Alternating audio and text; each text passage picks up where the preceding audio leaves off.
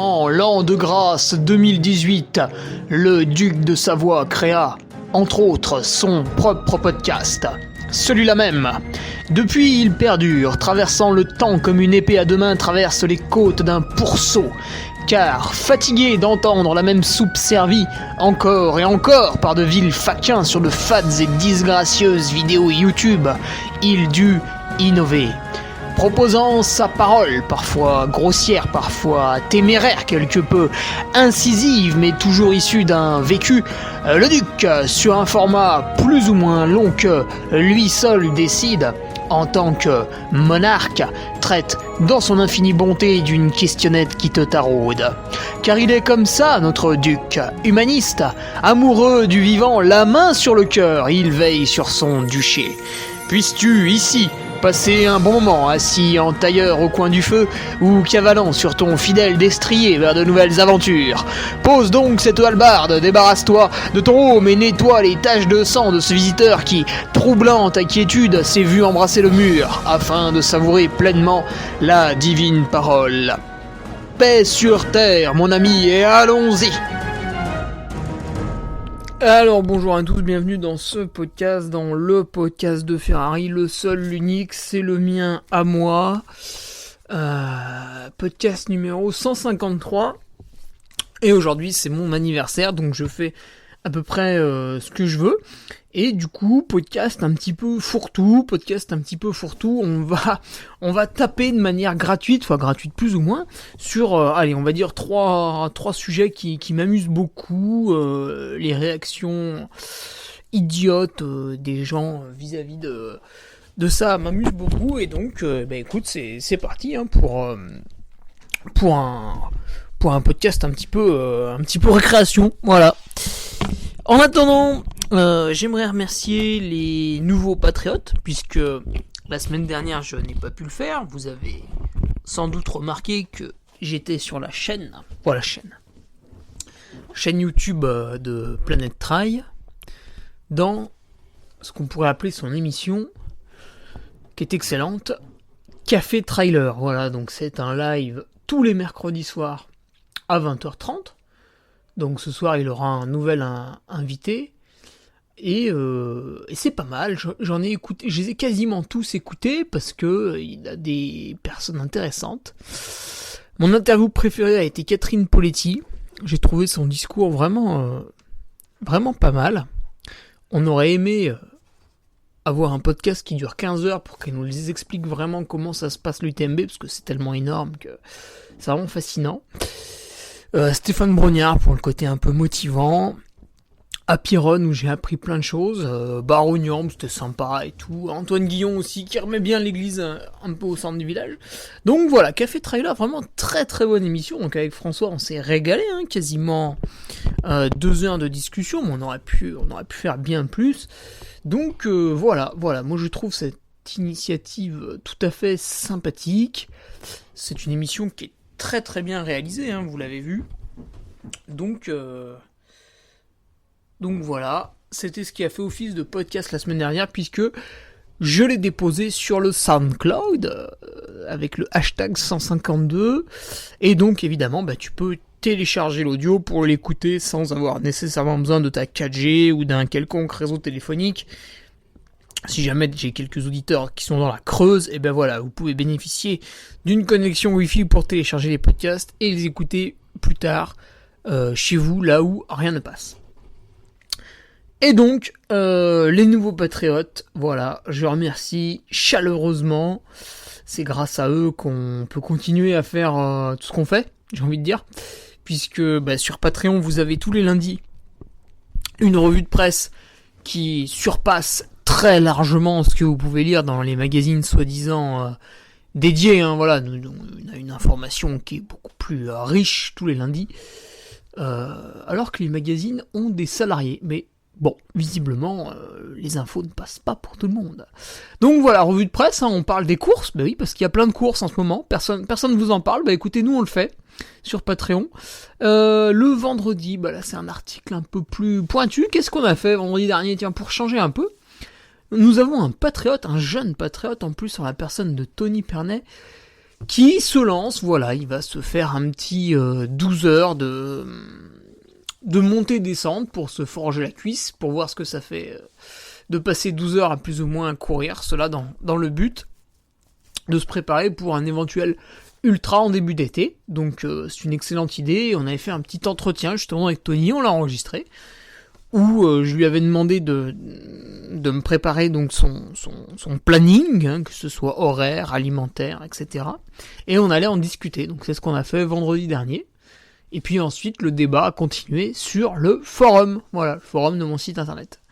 Donc merci aux nouveaux patriotes qui permettent tout ça et qui bien sûr sont acteurs sur le forum. Pierre Maignan, Justin Pacro, Christophe Perrin, Raphaël Ganacho, Brian Milon, Le Dromois, Pierre Lebon, Arnaud Weber, Quentin Jean-Jean, Antoine Schwartz, sitôt inscrit sur le forum, Lucas Rajo, Laurent Pérez, Thomas Gédard, Raphaël Bourrigan, Bruno Delforge, Jérôme, c'est Nemo, putain j'ai mal écrit, Émeric Chalet, Samuel Page et Nicolas Joannin. Voilà, en l'espace de 2 semaines, nos nouveaux patriotes, et pas de nouvelles patriotes féminines. On doit être à 6 encore.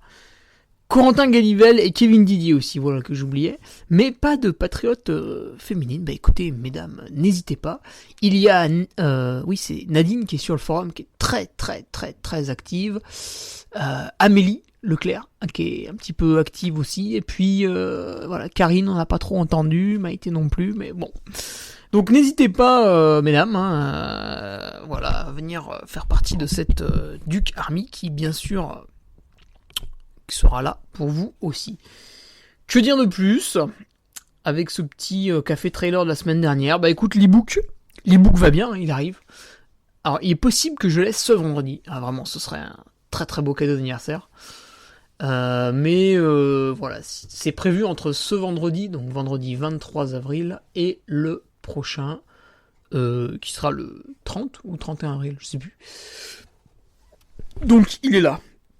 Vraiment, c'est la finalité. Si tu l'as commandé, ne fais rien, ne t'inquiète pas, j'ai ton adresse mail, je vais te l'envoyer. D'ailleurs, ça va me prendre du temps, ça. Si tu ne l'as pas commandé, écoute, eh ben, il est sur mon site internet, voilà, pour 17€. À mon avis, je ferai un petit questionnaire pour avoir les retours d'ici 1 mois quand tout le monde l'aura lu. À mon avis, c'est pas mal. C'est pas mal du tout. J'attends de voir justement ce travail du graphiste, quelle plus-value il a réussi à faire. On va voir, j'ai vraiment hâte aussi. Je voulais vous parler d'un petit truc, là, avant qu'on attaque direct dans le vif du sujet. Depuis 2 semaines, j'utilise une appli.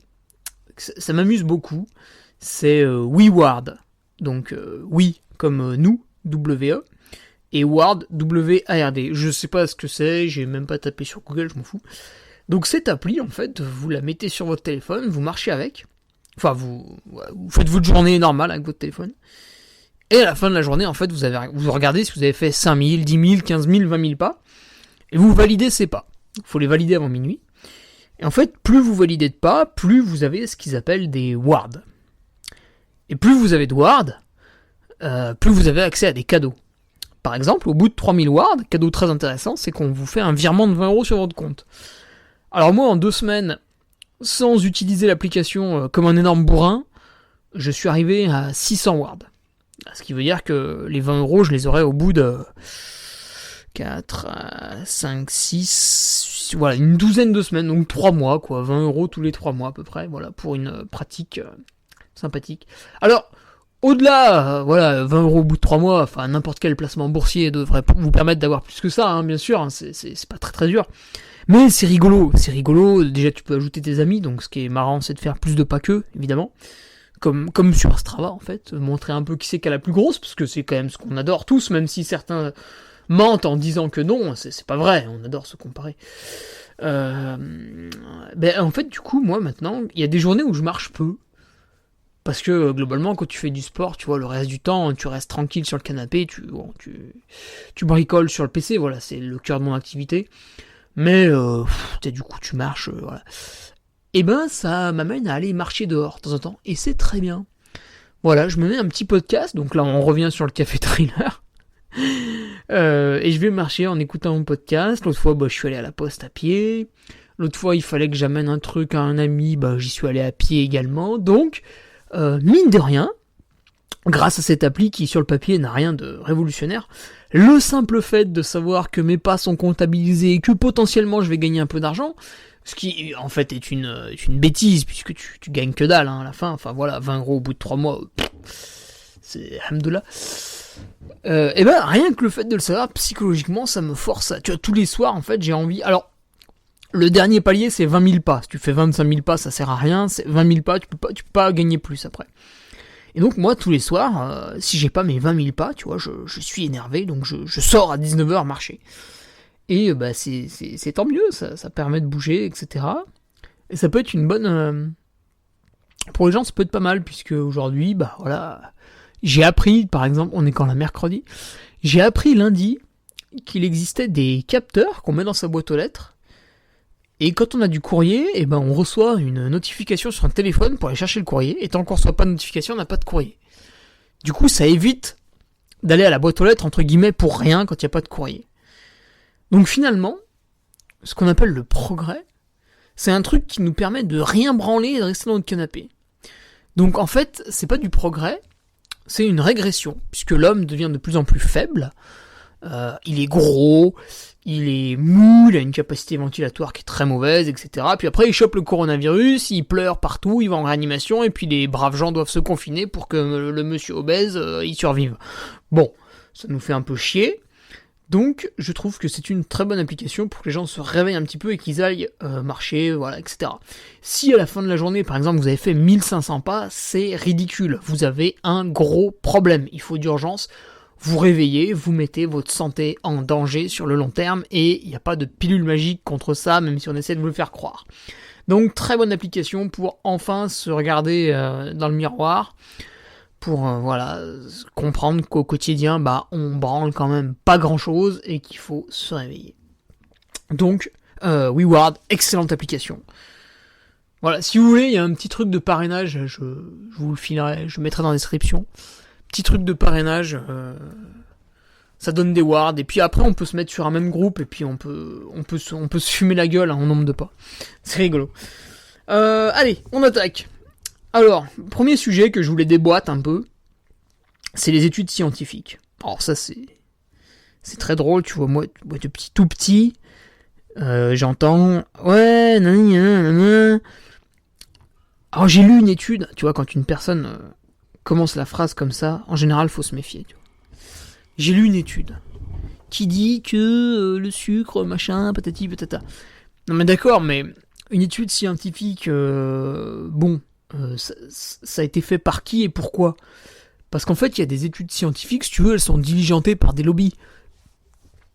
Par exemple, les vaccins... Non, pas les vaccins.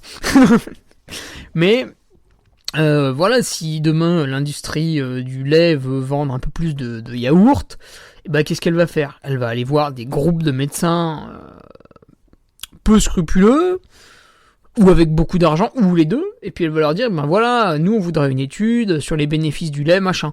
Alors les autres sont pas cons, ils vont leur dire, ben non monsieur, c'est impossible.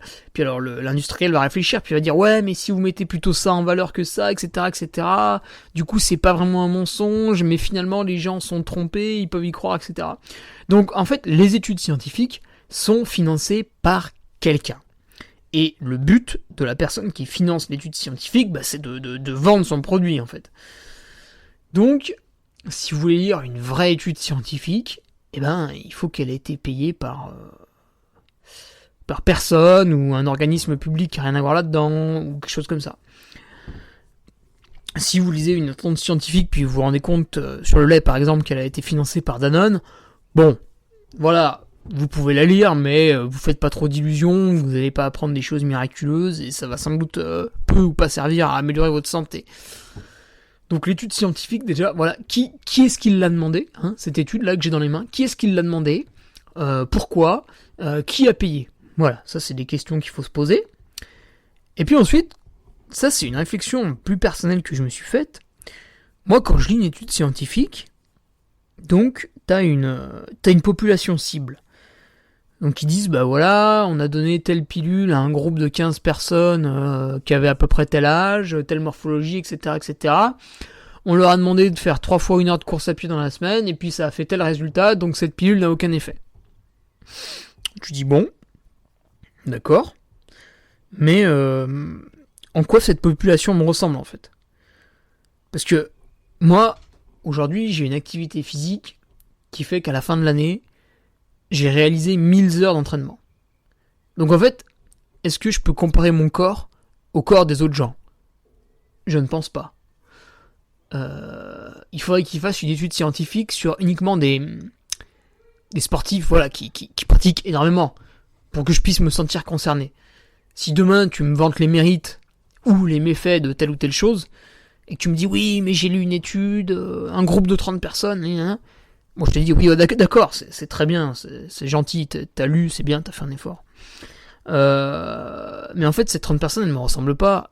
Par rapport à moi, elles sont malades ou difformes ou enfin c'est pas moi.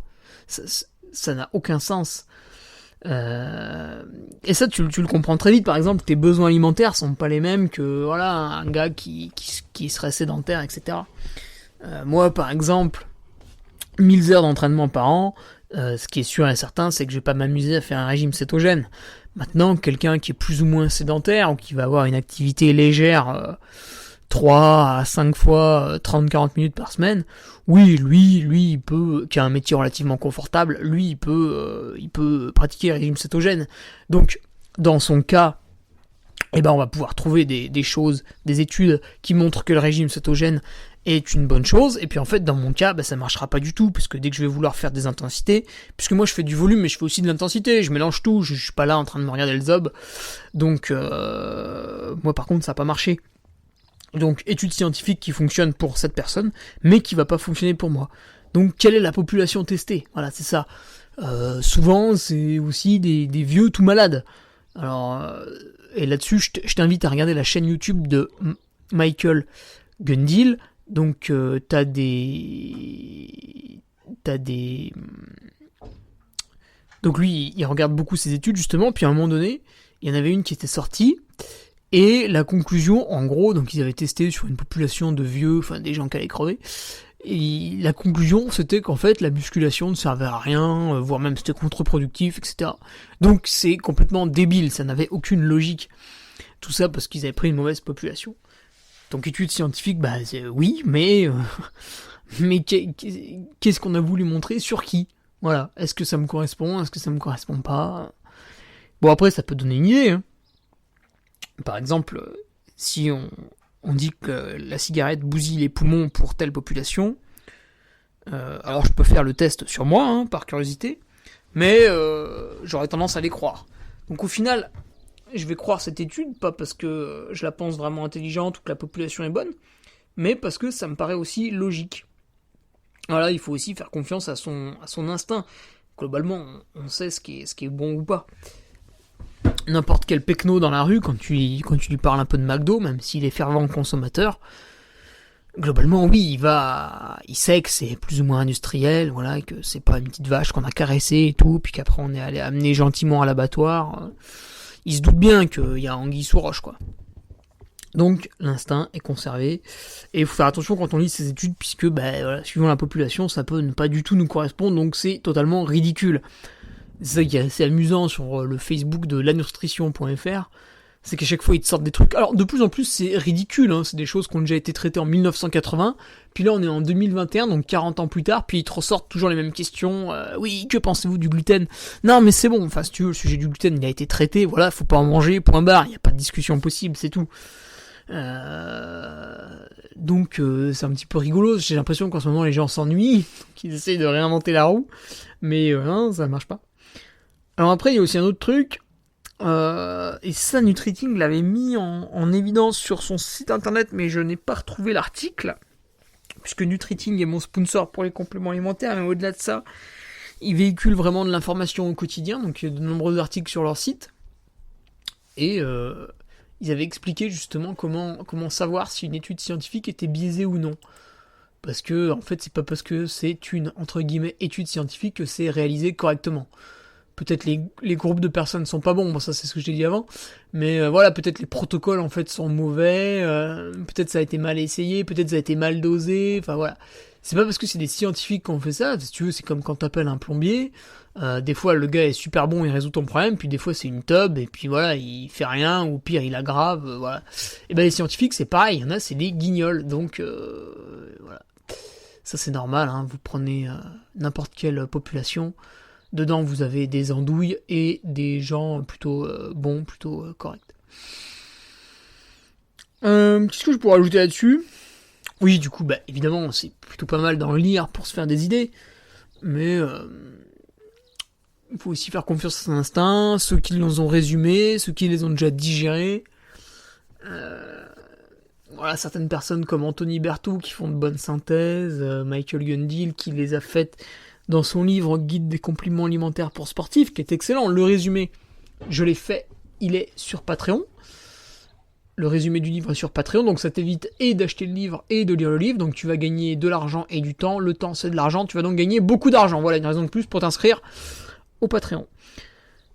Allez, on passe à un autre. Tiens, hier, j'étais allé courir, puis j'ai mis un podcast au début, après j'ai arrêté au bout d'une heure. J'ai mis le tout premier de Café Trailer. Dedans, on a une micronutritionniste, ouais, c'est ça, qui nous parle d'un peu tout et n'importe quoi. Et puis à un moment donné, elle en vient à nous parler du régime végétarien. Alors ça, c'est un truc qui fait bander tout le monde depuis des dizaines d'années aussi. Voilà, le fait de pas manger de viande. Voilà. Manger de la viande, c'est mal. Alors, oui, c'est pas très très bien. Enfin, quand même, hein, l'homme, depuis qu'il est sur Terre, si tu veux, qu'est-ce qu'il a fait ? Il est allé dehors, voilà, il a vu, il avait un mammouth, il a jeté une pierre dessus, il l'a abattu, hop, il a fait griller, il a mangé, il était content. Donc ça marche quand même plutôt pas mal. Après, on peut comprendre ce délire végétarien. Ce qu'il faut bien avoir en tête, c'est que quelqu'un qui est végétarien strict, voilà, il va être un peu dans l'erreur, dans le dogme et tout. Et à l'inverse, quelqu'un qui dit que le végétarien est un con, pareil, il va être dans l'erreur exactement pareil. La justesse se trouve entre les deux. Donc en fait, si tu veux, le végétarien, ça part d'un bon sentiment, ce qui dit oui, voilà.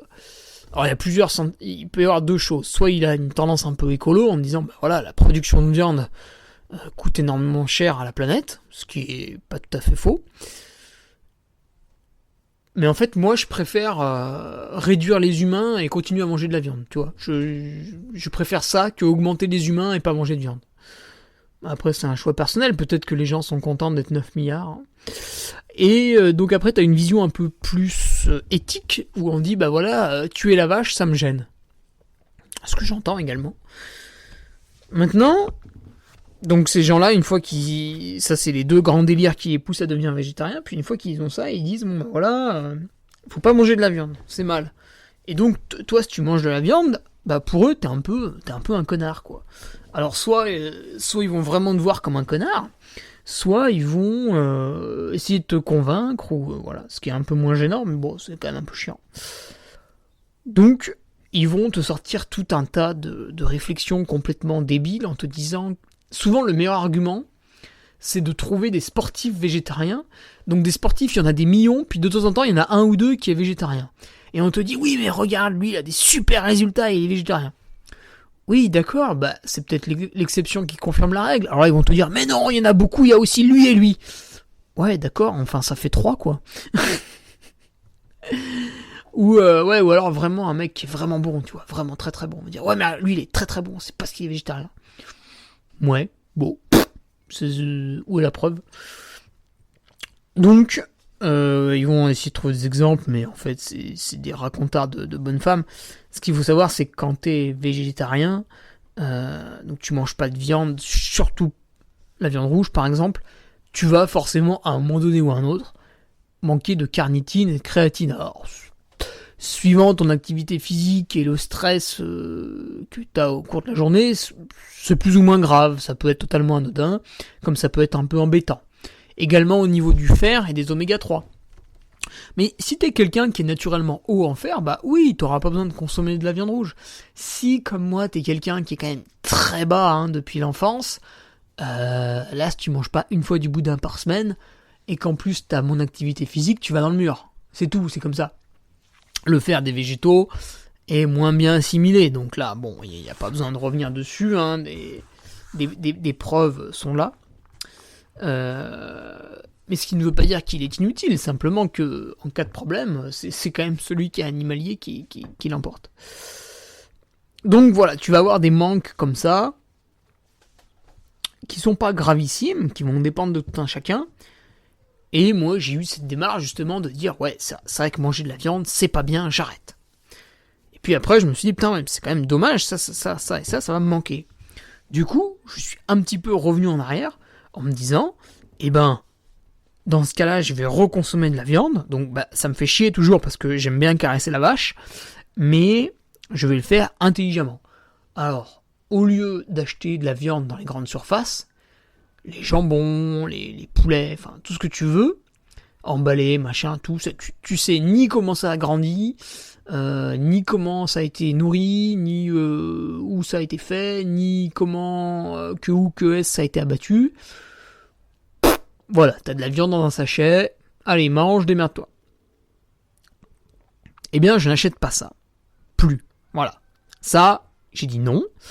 Maintenant, j'achète mon boudin chez le boucher. Voilà. Alors, il maîtrise pas totalement la provenance de son boudin, mais bon, au moins c'est lui, voilà, qui a chopé un peu le sang, qui a fait le boudin, voilà, et quand il te le vend, il me dit, bah voilà, monsieur, vous pouvez le conserver 2-3 jours, pas plus, etc., etc. Donc, j'achète mon boudin chez lui. De temps en temps, donc une fois le boudin par semaine, puis une autre fois, je prends une viande, et quitte à manger de la viande, j'aime bien la manger rouge, parce qu'il y a un peu plus de créatine et un peu plus de carnitine. Et là, soit je la prends chez le boucher, tu vois, je fais un petit combo là, chaque fois que je passe, ou alors j'en commande en avance. Donc là, j'ai 2 patriotes qui sont dans le Limousin, si je dis pas de conneries, le 87. Et eux, voilà, ils ont des troupeaux et ils produisent leur viande. Alors ils maîtrisent pas la chaîne de A à Z, parce que aujourd'hui tu n'as pas le droit d'abattre toi-même ta bête, il faut que tu l'amènes dans un abattoir, c'est le seul truc qui me chagrine un peu, mais au moins, la vache dans le Limousin, elle a eu une belle vie, elle a grandi gentiment, et puis voilà, il arrive à un moment donné où il faut l'abattre, et je suis là pour la manger. Donc là, on maîtrise plus ou moins, l'éleveur, je le connais, il est sympa, il fait du travail, donc ça marche. Là, ça marche. Mais par contre, effectivement, je n'irai pas manger du jambon emballé, ou alors exceptionnellement, tu vois, quand je suis speaker, voilà, il est 14h, j'ai faim, il y a un bénévole qui arrive avec un sandwich, je vais pas lui jeter à la gueule en lui disant « Putain, mais t'es un enculé capitaliste qui achète du jambon chez Leclerc !» Non, je vais lui dire merci et je vais le manger. Mais globalement, sinon tu me verras pas en acheter moi-même. Donc, finalement, qu'est-ce que j'ai fait ? J'ai eu cette démarche un petit peu végétarienne en me disant « voilà, niveau pollution, niveau éthique, c'est pas très bien, c'est vrai. » Maintenant, j'ai quand même envie de faire passer ma santé en premier. Et du coup, j'en reconsomme, mais de manière plus intelligente. Alors par contre, j'en mange moins quand même, tu vois, maximum ça fait 3 repas par semaine. Donc c'est pas du tout tous les jours, parce que l'autre fois, par exemple, j'étais chez des amis, je suis resté 2 jours. Et le midi, on mange une pièce de viande, bon. Et puis le soir, pareil, une autre viande, tu vois. Et du coup, le lendemain, je leur dis, mais ouais, vous mangez beaucoup de viande quand même. Et alors là, c'est la même réaction que quand tu dis à quelqu'un qu'il faudrait qu'il améliore son alimentation, puis il dit, mais non, mais je mange équilibré, ce qui est une énorme connerie. Et donc mes amis me répondent, non, on n'en mange pas beaucoup et tout, machin. Mais sans preuve, sans fait, voilà, les maths. Et je leur dis, regardez, hier, on en a mangé le midi et le soir. Je leur dis, là, ce midi, vous avez prévu quoi ? Alors ils me disent, brochette.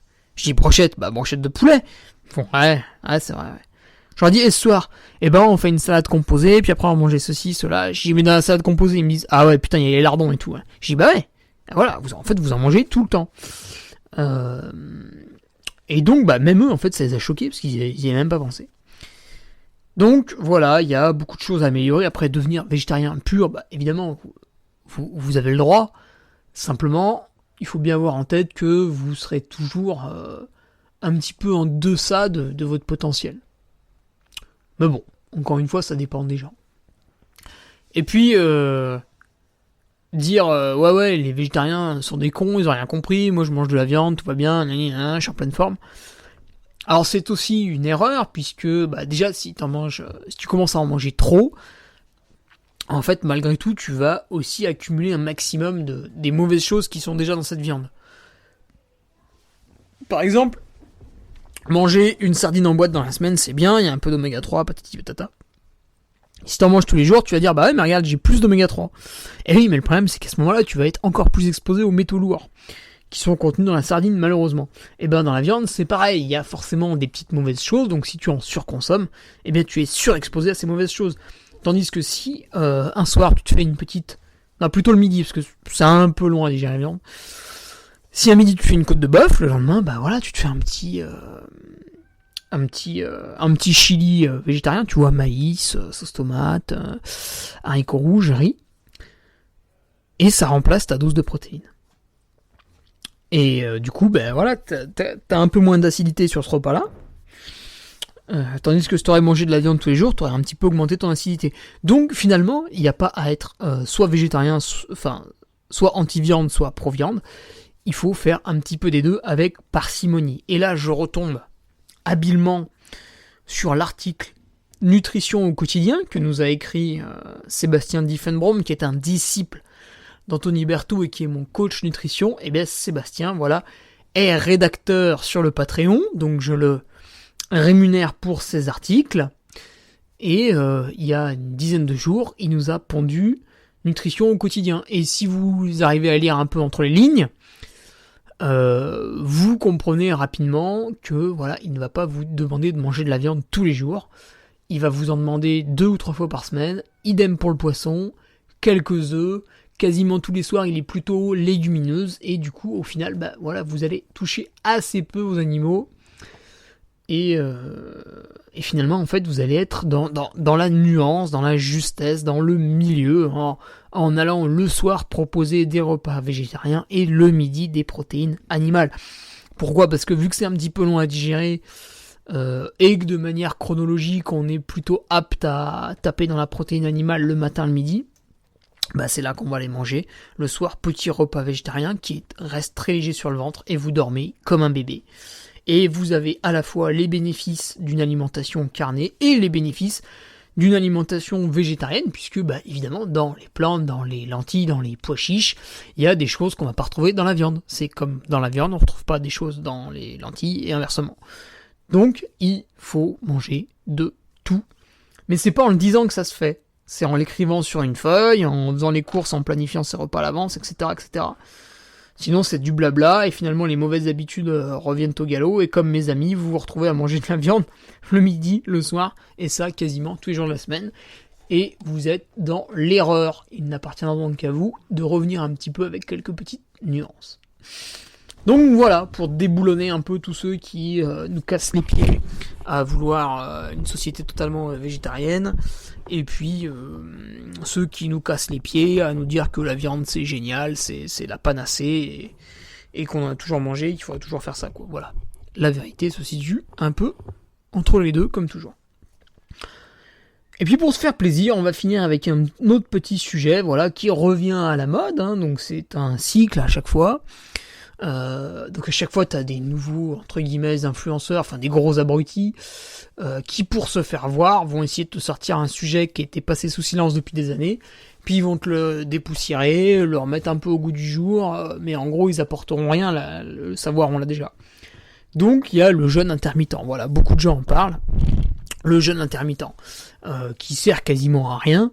Alors l'idée de départ c'est de te dire que imaginons que tu manges le soir à 20h, puis après tu reprends ton repas du midi à 12h, ça fait 16 heures pendant lesquelles tu n'as rien mangé. Donc pendant 16 heures, ton foie, l'intestin, enfin toute la machine là, c'est vrai qu'elle est un peu peinard, elle est un peu au repos, elle est pas en train de trier des aliments, donc elle s'occupe d'autres choses, tu vois, les trucs que t'as mis un peu sous le tapis. Alors faut comprendre que ton corps il est fonctionnel. Ah ça c'est les naturopathes qui le disent, mais je trouve ça assez logique, donc j'aurais tendance à les croire, même s'il n'y a pas d'études scientifiques, ton corps il fonctionne un peu comme toi. C'est-à-dire que, voilà, la journée il a des tâches à faire, et il les fait. Et ce qui est moins important, il y fait pas, il les met, voilà, t'es là, tu bosses sur ton bureau, ce qui est pas important, tu prends la feuille, tu la mets dans le coin, le coin en haut à droite, c'est le coin où il y a tous les dossiers qui sont pas urgents, que tu feras plus tard un autre jour. Et tu laisses traîner, parce que tous les jours, t'as des trucs un peu plus urgents qui arrivent. Et ben ton ventre, en gros, c'est pareil. Tous les jours, tu lui amènes de la bouffe le matin, le midi, à 4h le soir. Donc lui, il est tout le temps en train de... Il bosse pour découper les nutriments, etc., trier et tout. Et il y a des petits trucs. Il y a des petits trucs qui s'encrassent un peu de partout. Et il a pas le temps de vraiment aller les nettoyer et tout, parce qu'il y a de nouvelles bouffes qui arrivent, il faut qu'il se remette à bosser, etc. Donc le fait de faire un jeûne intermittent, ou un jeûne de 1 journée, 2 jours, 3 jours, et plus si affinité, et ben, d'un coup, il a plus rien à faire, il se tourne un peu les pouces, et vu qu'il est pas feignant, il se dit, ah, putain, bah attends, il y a tout ça qui s'est accumulé là, un peu comme merde, comme déchets, tiens, je vais aller nettoyer devant la porte, hop, il en profite, là, tout l'intestin, il ramone, et au bout de 2 jours, le truc, il est neuf comme un sou. Ou alors, il faut faire plusieurs jeûnes, si vraiment t'as été un cochon toute ta vie, etc. Ça dépend. Bref, on va pas revenir là-dessus. Mais tu comprends le principe. En gros, c'est, ton intestin a du temps libre, parce que tu te prives de manger. Du coup, il va pouvoir aller faire les petites conneries qu'il a laissé traîner à droite à gauche. Donc ça, c'est pas mal. C'est l'idée de départ. Après, pourquoi ce truc revient vachement à la mode ? C'est dans des régimes pour maigrir. Alors, c'est complètement idiot, pour 2 raisons. La première raison, c'est que ce qui marche beaucoup pour maigrir, et j'ai expérimenté sur moi, depuis que je fais ça, je suis un petit peu plus sec quand même, c'est la chrononutrition. Donc le matin, on est plutôt fait pour les lipides, protéines, et le soir plutôt pour les glucides, etc. Bon, après, il y a pas mal de nuances. Donc c'est important le matin, en gros, de casser le jeûne de la nuit avec, des petits œufs à la coque, un petit morceau de fromage, quelques noix, etc. Suivant l'activité du jour. Après, si t'as très peu d'activité, et c'est vrai que je le fais peut-être une fois toutes les 2 ou 3 semaines, quand j'ai un jour de repos, etc., je saute le petit déjeuner, et donc effectivement à ce moment-là je vais faire un jeûne intermittent, et je ne vais manger que vers midi ou 13h. Donc ça peut se faire aussi. Après, les espèces d'influenceurs de merde là, ils te vendent ça pour devenir maigre, parce que effectivement, en fait, vu que les gens globalement ils ont une vie qui va à contresens de tous les préceptes de la santé, c'est-à-dire que le matin ils déjeunent très peu ou très mal, enfin bref. Ceux qui sont en mauvaise santé en général, ils ont ça comme vie. Le matin ils déjeunent très peu, très mal. Le midi, ils vont bouffer une nourriture de très mauvaise qualité, soit dans un restaurant, soit un truc à emporter à la panière, donc le summum du vice. Un truc vraiment bourré de glucides rapides, etc. le midi. Le soir, ils vont rentrer chez eux, c'est plus ou moins tard, et ils vont bouffer comme des gorées, parce que du coup, ils auront faim de la journée, etc. Ils vont se coucher relativement tard, parce qu'ils ont du mal à digérer, ils dorment assez mal, ils se relèvent le matin, hop, c'est reparti. Et en fait, vu que le matin, ils déjeunent déjà très peu, pour se faire bien voir, ces influenceurs vont dire oui, faites du jeûne intermittent, au lieu de manger vos 2 croissants le matin, vous mangez rien, c'est révolutionnaire, patati patata. Non, en fait, c'est vraiment nul, parce que ça va absolument pas modifier la balance calorique de la journée de la personne, et c'est quand même ça qui joue majoritairement sur une perte de poids. Donc, à oublier, effet de mode, horrible. Maintenant, si toi, normalement si tu m'écoutes, t'es quand même plutôt sportif, plutôt, tu fais un petit peu attention, etc. Ça peut être intéressant de mettre ça en place, suivant ton activité physique, 1 fois par semaine, 1 fois toutes les 2 semaines, tu sautes le petit déjeuner. Alors évidemment, il faut que tu aies une activité plutôt calme à ce moment-là.